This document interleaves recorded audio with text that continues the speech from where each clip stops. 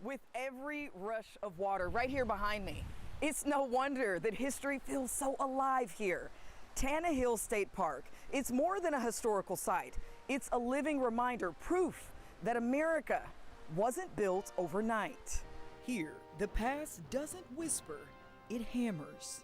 In 1830, decades before the Civil War, a small forge rose along these banks. What started as a modest operation would become one of the region's most important ironworks. Tannehill is, the park itself is founded around the old ironworks that was here that started about 200 years ago in 1830. William Morris is the museum director here and a keeper of stories cast in iron. As war divided a young nation, Tannehill's furnace did its part in keeping some together. Then when we moved into the period of 1865 in the Civil War, the furnace itself was pumping out a lot more iron and supplying the Confederacy in various ways.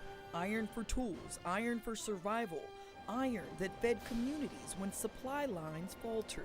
A furnace is used to melt down iron ore into iron ingots that we call pig iron. Those ingots, transformed by blacksmiths, became the backbone of the 19th century life.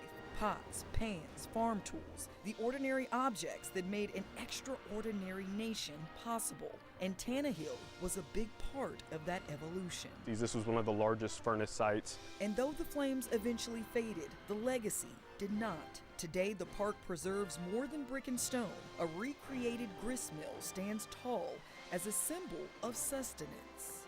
But this grist mill would have been one of the main sources of food for the surrounding communities. Cornmeal, grits, cornbread, the taste of Alabama today. But back then, it was a means of survival. Inside the museum, pieces of the past remain, some poured from this very ground. I know that one of the newest artifacts that we have that's on display is actually a cannon that was made from iron that we poured here in 1976 during the bicentennial year when we relit the furnace for the first and only time. From the bicentennial to America 250, the fire still symbolically burns. This weekend, history steps out of the display cases and into real life. Tannehill's Living History event, it's going to be March 7th, and it's from 9 a.m. to 2 p.m. And basically the idea is to showcase as many aspects of just the lives of common people. Craftsmen, farmers, families.